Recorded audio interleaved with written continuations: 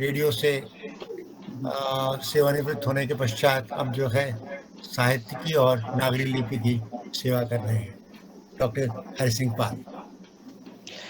नमस्कार। नमस्कार। पहले तो डॉक्टर अहिल्या जी को बहुत बहुत बधाई इस अच्छी और चर्चित कृति को सामने लाने के लिए। वैसे तो विद्वान लोग अपनी बात कह ही चुके हैं और मेरे साथ संकट ये है कि मैंने उपन्यास ये आत्मकथा पढ़ी नहीं है, सिर्फ सुनी है, विद्वानों से सुनी। और अहिल्या जी ने एक पत्रिका भेजी, समय स्वरूपी उसमें एक समीक्षा थी और थोड़ा सा इनका जो भूमिका थी उसको मैंने पढ़ लिया।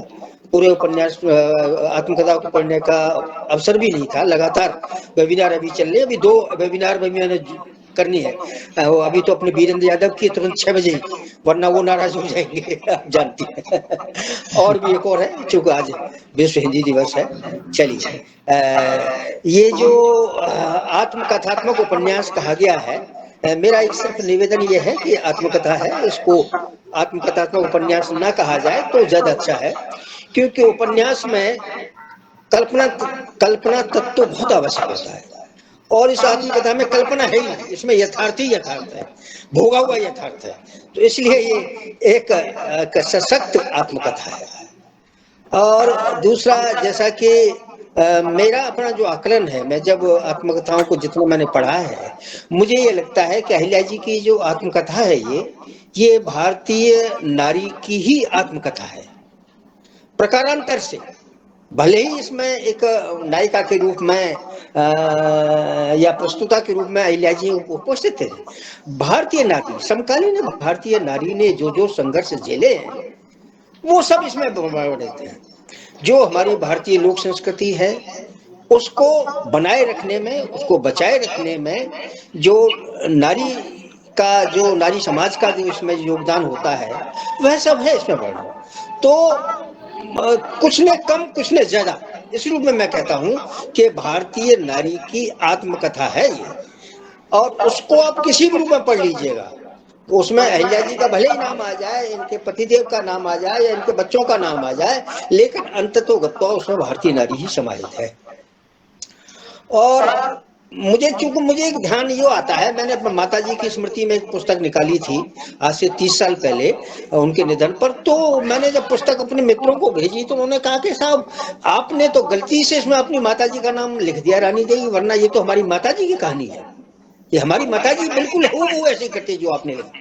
तो मैंने कहा यही तो है कि हम जो जब कहते हैं कि जो रचनाकार हैं, रचनाकार जब रचना करता है तो कहने के तो वो अपने आप में एक अकेला है, एक सिंगल यूनिट है, लेकिन वो समग्र समता को का प्रतिनिधित्व करता है, समाज का प्रतिनिधित्व करता है, अपने देश का प्रतिनिधित्व करता है, अपनी संस्कृति का प्रतिनिधित्व करता है।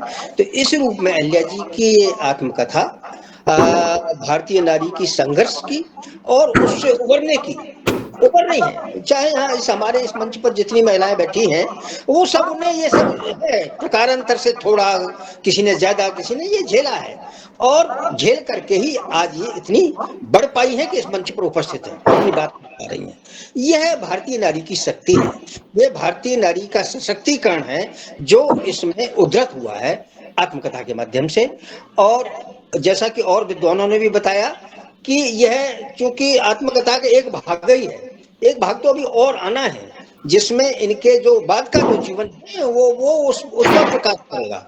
और चूंकि ये एक भाग है आत्मकथा का, तो इसमें हम संतुष्ट नहीं है, हम चाहते हैं कि इसमें समग्रता है, इनका और भी जो बाकी का जो जीवन है, अब जो जीवन है उसके बाद का, संघर्ष के बाद का जो उत्कर्ष का जो जीवन है, जो लेखन का जीवन है, पत्रकारिता का, इनका जो संपादन का जो जीवन है, वो सब आगे आने वाले खंडों में आएगा, मैं ऐसे अपेक्षा करता हूँ। और ये जब मिल जाएगी आत्मकथा तो निश्चित रूप से इस पर मैं अपनी विस्तृत प्रतिक्रिया दूंगा, क्योंकि अभी मैंने बताया, मैंने सुनी सुनाई बातों पर ही मैं कह रहा हूँ जो विद्वानों ने कहा है। तो बहुत बहुत बधाई, बहुत बहुत धन्यवाद और आभार आप सभी का, मुझे दूसरे उसमें जाने है। धन्यवाद, नमस्कार। बहुत बहुत धन्यवाद। अब हम लोगों ने तो, जिन्होंने पुस्तक पढ़ी और जिन्होंने पुस्तक नहीं पढ़ी, दोनों ने ही अपनी अपनी बातें कह दी। ये बहुत स्पष्ट है कि